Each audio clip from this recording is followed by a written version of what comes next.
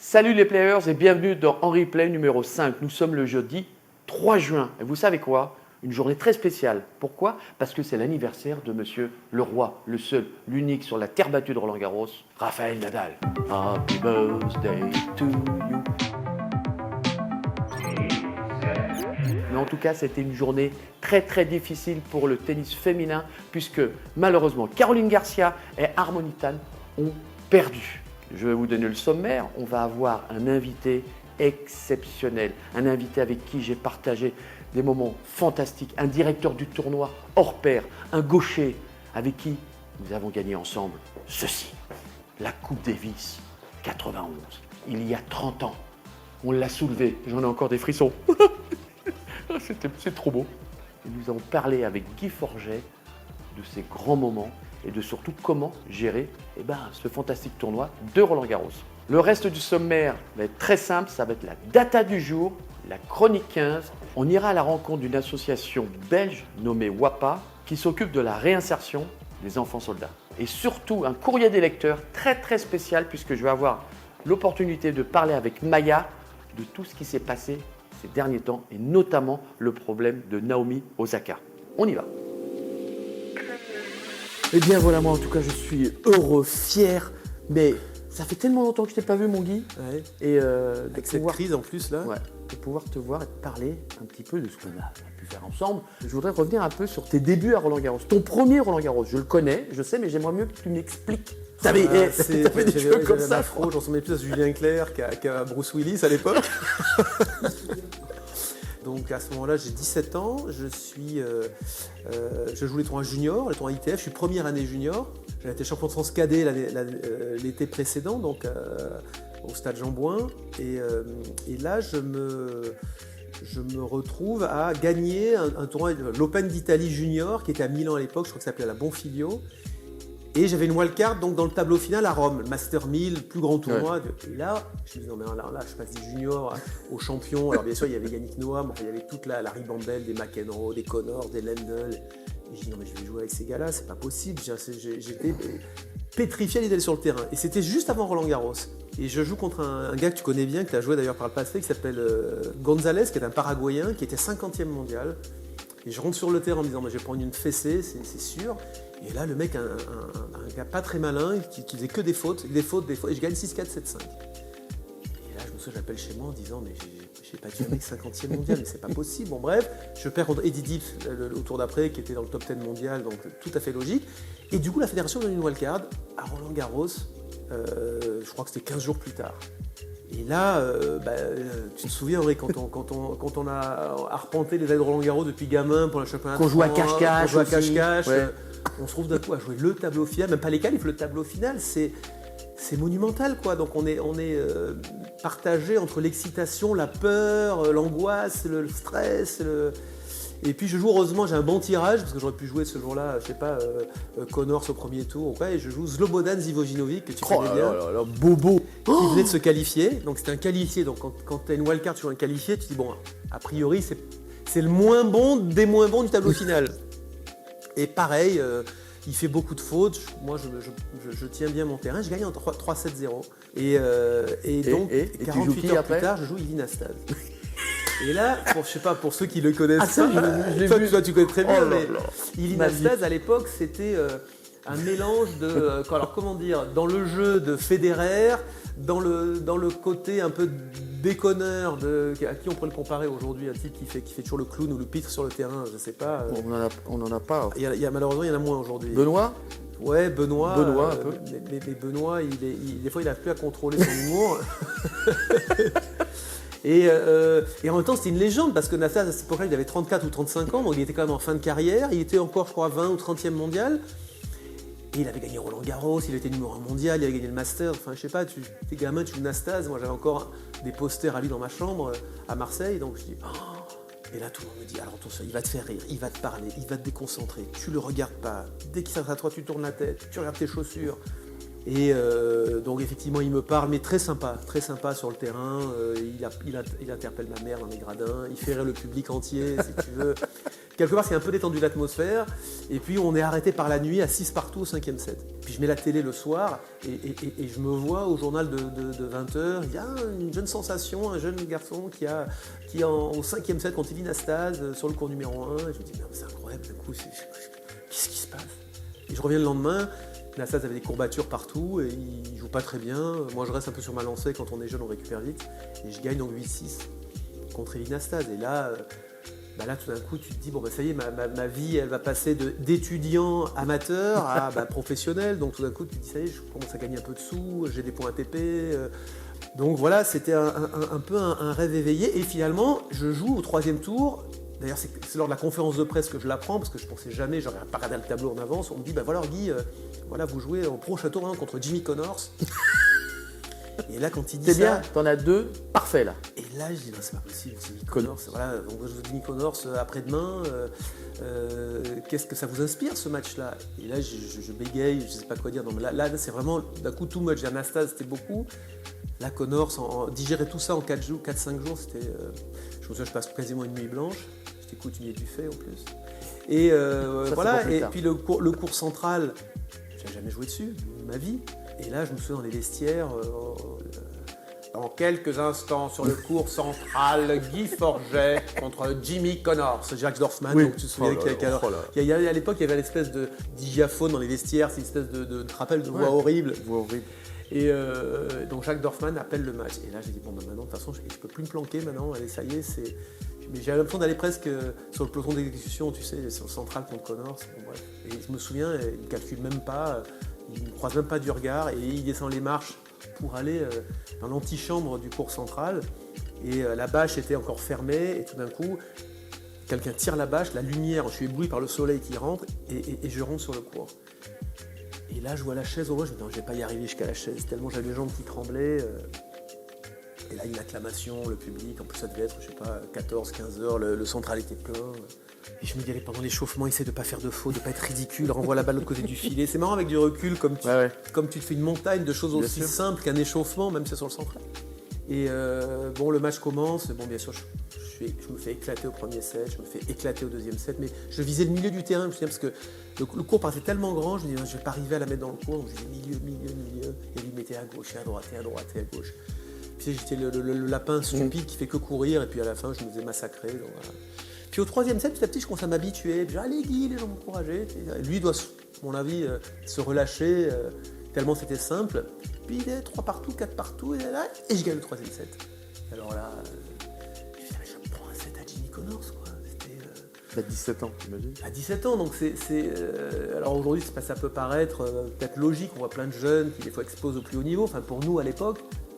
Et là, je lui prends un set, je me dis, non, mais c'est pas possible, dans mes rêves les plus fous, j'aurais jamais imaginé, il y a 6 mois, que j'aurais pu me retrouver ici aujourd'hui. Bon, je perds le 4e set, ce qui est logique. Et d'ailleurs, c'est marrant parce qu'à l'époque, il y a des gens qui ont dit, oui, enfin, il lui a pris un set sous Jimmy Connors, il a, je sais pas, 32 ans, 31 ans, c'est plus ce que c'était, il a quand même beaucoup vieilli. Et derrière, il gagne et Wimbledon et l'US Open, et il redevient numéro 1 mondial. Comme quoi, il était encore très bon.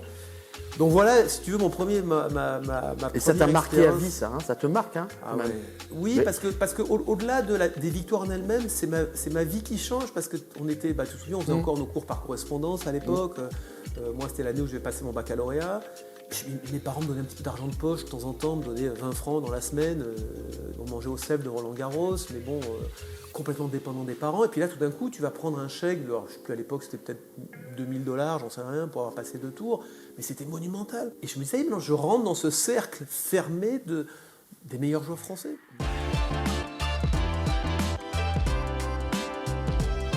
La data du jour porte sur la mode. Vous savez quoi? La longueur des jupes de différentes joueuses qui ont gagné Roland-Garros. Alors en 1897, la taille de ces jupes faisait 80 cm. En 1920, à l'époque de Suzanne Lenglen, 60 cm. Et après, en 1946, 40 cm. Et vous allez me dire, bah oui, la dernière, c'est Maria Sharapova, 30 cm. Je crois qu'on va finir en maillot de bain. Chronique 15, 1984. Pourquoi c'est si spécial pour moi? Eh bien, c'est très simple, parce que j'ai gagné le double avec Yannick Noah. C'était incroyable. Contre l'une des meilleures équipes de double au monde. Pavel Slozil, Thomas Schmid. On gagne en 5-7. Et en plus, ce qui était exceptionnel, c'est que l'année précédente, Yannick avait gagné en simple. Et l'année suivante, il gagne en double avec moi. Et nous avons aussi Martina Navratilova qui réalise quelque chose d'incroyable. En 1984, c'est le Grand Chelem sur 2 ans, ce qui fait qu'elle fait Wimbledon, US Open, Australie, Roland Garros. Et bien sûr, nous avons cette fameuse finale entre John McEnroe et Ivan Lendl. On rêvait tous un jour de voir McEnroe lever cette coupe parce que c'était son rêve ultime. Il a quand même mené 2-7-0, 4-2 contre Ivan Lendl. Ces vieux démons l'ont rattrapé, il s'est énervé avec un photographe, il a perdu complètement le contrôle du match et à ce moment-là, Ivan Lendl en a profité pour gagner enfin son premier grand chelem. Mais en tout cas, quel match, il en rêve toujours. Je suis avec 2 charmantes demoiselles, Marie et Solveig, qui va nous parler un petit peu de cette association. Que signifie WAPA? Alors, WAPA signifie War Affected People's Association et nous sommes une association qui vient en aide aux ex-enfants soldats. Donc, on lutte contre leur recrutement et pour leur réinsertion. C'est bien ça. Mais pourquoi et comment WAPA a été créé? WAPA a été créé en août 2013. Parce que Véronique, la cofondatrice, et moi-même, l'autre cofondatrice, on a été profondément indignés par cette problématique complexe, difficile des enfants soldats. On trouvait que c'était la double peine en fait pour eux parce qu'ils avaient été à la fois recrutés enfants et donc on leur avait volé leur enfance. Et c'était la double peine parce que quand ils retournaient dans les communautés, ils étaient souvent rejetés et il n'y avait aucun moyen mis en place pour les réinsérer de manière durable. Et de quoi êtes-vous le plus fier depuis la création de WAPA? De quoi on est le plus fiers? Là, récemment, on a eu une super nouvelle. Ouais. Bah oui, faut l'annoncer, allez! Mardi, on a appris qu'on était reconnu par le Royaume de Belgique comme une organisation de la société civile. On a rentré un dossier il y a plus de 2 ans et voilà, et on a donc eu la nouvelle d'une vie, donc voilà, celle qui dit qu'on est accrédité par le gouvernement belge. Moi, je suis obligé de vous poser cette question. Quelle importance joue le sport dans votre association? Le sport est crucial pour WAPA. Non seulement nous sommes toutes ou presque toutes sportives, mais en fait on s'est rendu compte que le sport était réellement un vecteur de lien et de solidarité. On organise depuis déjà quelques années 2 grands événements sportifs autour du football et du paddle, mais le paddle sur un lac, donc stand-up paddle. Et en fait, ces activités sportives nous permettent de récolter presque un tiers de notre chiffre d'affaires. Donc, on est vraiment très, très fiers et on se rend compte que les sportifs, ce sont des personnes engagées, ce sont des personnes qui s'impliquent, qui aiment le challenge. Et donc, c'est vraiment formidable de les compter dans notre communauté WAPA. Et alors là aussi, par exemple, on a lancé une campagne qui s'appelle Challenge for WAPA. Et l'objectif, c'est de demander à chaque personne de parrainer un défi sportif qui peut être tout et n'importe quoi. Ça peut être de la marche à pied, de la course, du paddle, du tennis, du vélo, de la moto. Ouais, le sport est important pour WAPA et nous permet de fédérer une belle communauté autour de nos projets. Mais c'est bien ça, mais comment on peut vous soutenir sinon? Vous avez un site internet, comment on peut vous joindre? Alors, le site internet, c'est très facile à retenir, www.wapainternational.org. Là-dessus, il y a toutes les activités, vous pouvez voir les campagnes qu'on mène, les événements qu'on a créés ou qu'on va créer. Il y a moyen de faire un petit don aussi online, donc il y a moyen de voir aussi quelles sont toutes les entreprises qui nous soutiennent, etc. Et si vous voulez participer à notre super challenge for WAPA, c'est encore possible jusqu'au 31 août. Et là, l'adresse c'est act.wapainternational.org. En tout cas, on peut remercier PTC, Positive Thinking Company. Eh bien, merci les filles, bravo et continuez, on est tous derrière vous. Allez! Merci Henri, merci PTC. Courrier des lecteurs. Aujourd'hui, une question tout à fait particulière parce qu'il y en a eu beaucoup qui ont demandé la même chose. C'est pour ça que j'ai demandé à Maya d'être avec moi aujourd'hui pour qu'elle puisse m'aider à répondre à cette question qui est assez difficile, compliquée, mais que l'on peut comprendre. Le problème de Naomi Osaka qui a décidé de se retirer du tournoi. Qu'est-ce qui se passe en fin de compte dans sa tête pour qu'elle arrive à prendre cette décision-là? de se retirer du tournoi de Roland-Garros? Je pense qu'elle a pris une bonne décision dans le sens qu'elle a ressenti des choses qui la mettaient tellement en oppression et qui pourraient être pour elle préjudiciables aussi bien sur le court, bien sûr, et qu'en dehors. Donc elle a été très courageuse. Par contre, il faut qu'elle comprenne aussi pourquoi elle le fait. Oui. Je pense que c'est sur la gestion de ses émotions qui ont été une accumulation depuis fort longtemps, puisqu'elle en parlait déjà en 2018, qu'elle avait déjà gagné à l'US Open, mais qu'à ce moment-là déjà qu'elle avait ressenti une certaine pression et une certaine tension. Donc quelques années après, elle a quand même été à 21 ans première mondiale, et après, elle a quand même atteint deuxième à 23. Donc ça, elle a fait un superbe parcours. Elle gérait bien sur le court, mais je pense que la pression à l'extérieur du court est un peu plus difficile pour elle. C'est une personne qui est, comme elle le dit si bien, introvertie, donc elle arrive à se mettre dans sa bulle, mais quand il faut forcément avoir aussi face aux journalistes, là, elle a une sorte de timidité et de réserve et des peurs, et je pense qu'elle est beaucoup dans la blessure de l'injustice.